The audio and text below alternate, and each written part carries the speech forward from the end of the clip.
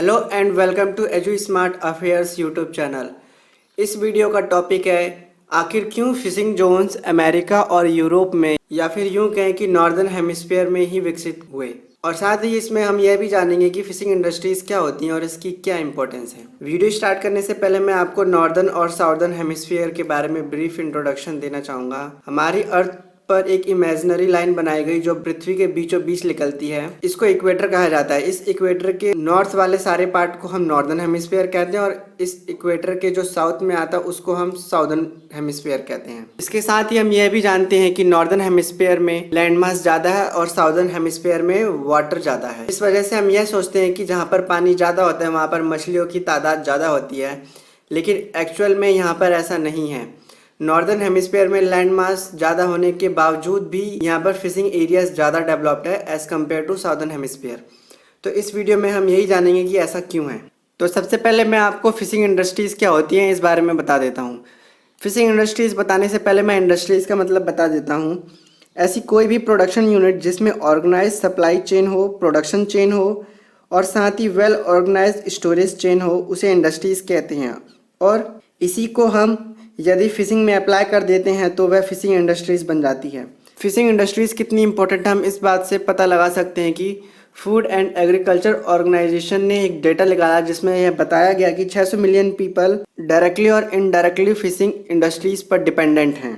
और fishing industries की important future में बढ़ने ही वाली है, क्योंकि जिस प्रकार क्रॉप फेलियर्स हो रहे हैं, क्लाइमेट चेंज हो रहा है, इसको देखते हुए फिशिंग इंडस्ट्रीज़ की इंपॉर्टेंस और भी बढ़ जाती है। फिशिंग इंडस्ट्रीज़ एरिया कहाँ पर मौजूद है इसको हम मैप में थोड़ी देर में समझेंगे। उससे पहले हम देखते हैं कि ऐसे वे कौन से कारण हैं जिस वजह से फिशिंग जोन कुछ एरिया में ही क्यों ज़्यादा डेवलप्ड हैं। इसमें सबसे बड़ा रोल आता है ओशियन करंट्स का। अब आपके मन में सवाल आ रहा होगा कि ये ओशियन करंट्स क्या है। देखिए, जिस प्रकार रिवर लैंड पर फ्लो करती है उसी प्रकार यदि रिवर ओशियन में फ्लो करने लगे एक डेफिनेट पाथ पर तो हम उसको ओशियन करंट कहते हैं। यह कोल्ड और वार्म दो प्रकार के होते हैं। अब हमारे मन में अक्सर ये डाउट रहता है कि ये ओशियन करंट्स कोल्ड और वार्म हम कैसे डिसाइड करते हैं। देखिए, यह एक रिलेटिव फिनोमिना है। कहने का मतलब यह है कि कोल्डनेस या वार्मनेस उस एरिया का टेम्परेचर के सापेक्ष में तय की जाती है जहां आप खड़े होते हैं। यदि आप पोल पर खड़े हैं, जिसको हम नॉर्थ पोल कहते हैं, या फिर आप नॉर्थ या साउथ पोल पर खड़े हैं, तो वहां से आने वाले करंट को कोल्ड करंट कहेंगे, क्योंकि पोल ठंडा एरिया है। और यदि आप इक्वेटोरियल रीजन पर खड़े हैं तो वहां से आने वाले करंट को हम वार्म करंट कहेंगे, क्योंकि इक्वेटोरियल रीजन वार्म एरिया है। यही कोल्ड एंड वार्म करंट जब एक साथ मिलते हैं तो फिशिंग के लिए आइडियल कंडीशन डेवलप करते हैं। Cold and warm current northern and southern hemisphere दोनों में डेवलप्ड होते हैं। इसको हम मैप में देखेंगे। ये तो अमेरिका का नॉर्थ वेस्ट रीजन है, ये वाला। यहाँ पर एक यहाँ से नॉर्थ से आने वाली कोल्ड करंट और यहाँ से एक जाने वाली वार्म करंट मर्ज करती है और यहाँ पर एक आइडियल फिशिंग जोन बनाती है, जो कि यहाँ पर फिशिंग प्रोडक्शन बहुत ज़्यादा होती है। सिमिलरली यहाँ पर एक फिशिंग जोन बनता है। यहाँ पर भी एक, यहाँ से कोल्ड करंट आती है और इधर से वार्म करंट जाती है और यहाँ पर मर्ज करते हैं ये दोनों करंट, इसलिए यहाँ पर भी एक फिशिंग जोन बनता है। सिमिलरली यहाँ पर भी यूरोप में एक फिशिंग जोन बनता है, जिस वजह से यहाँ पर फिशिंग की प्रोडक्शन बहुत ज़्यादा है। और एक यहाँ पर साउदर्न हेमिस्फीयर में भी फिशिंग जोन बनता है और एक फिशिंग जोन यहाँ पर भी बनता है। तो आप देख सकते हैं कि साउदर्न हेमिस्फीयर में भी फिशिंग जोन बनते हैं। उसके बावजूद भी हम यह देखते हैं कि फिशिंग जोन ज़्यादातर नॉर्दर्न हेमिस्फीयर में डेवलप्ड है। तो इसके पीछे कुछ अन्य कारण हैं, आइए उस पर भी चर्चा कर लेते हैं। का दूसरा कारण है कॉन्टिनेंटल शेल्फ।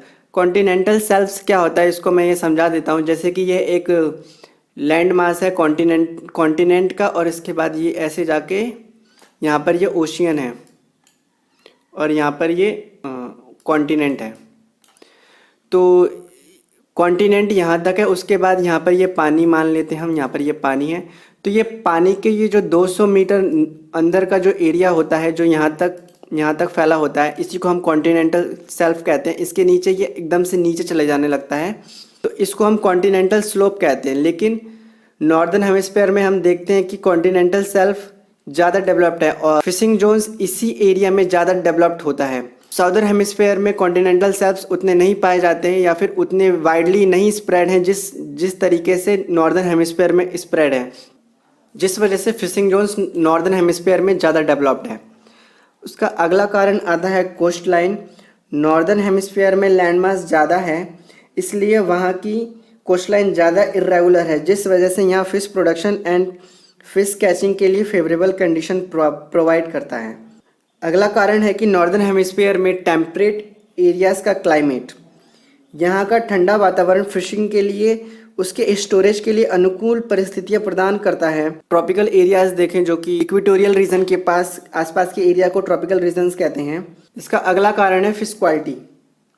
नॉर्दर्न हेमिस्फीयर के फिशेस में न्यूट्रिएंट कंटेंट साउदर्न हेमिस्फीयर के फिशेस के न्यूट्रिएंट कंटेंट की अपेक्षा ज़्यादा होता है, जिस वजह से ये फिशेस के टेस्ट और उसके कमर्शियल वैल्यू को इम्पैक्ट करता है।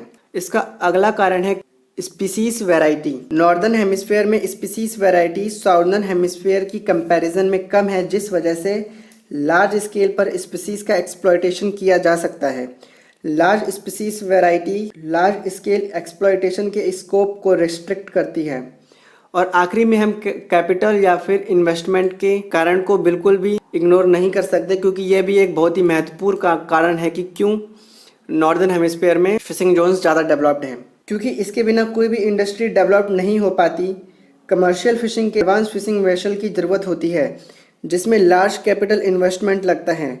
और नॉर्दर्न हेमिस्फीयर में या फिर यूँ कह कि जो डेवलप्ड नेशन है जो कि नॉर्दर्न हेमिस्फीयर में ऊपर मौजूद हैं, वहाँ पर ये इजीली अवेलेबल है। और वहीं दूसरी तरफ साउदर्न हेमिस्फीयर में कैपिटल और इन्वेस्टमेंट का अभाव है, जिस वजह से हम देखते हैं कि नॉर्दर्न हेमिस्फीयर में फिश इंडस्ट्रीज ज़्यादा डेवलप्ड हैं। आशा करता हूँ कि वीडियो आपको समझ में आ गई होगी। अगर वीडियो अच्छी लगी हो तो वीडियो को लाइक और सब्सक्राइब ज़रूर करें। Thank you.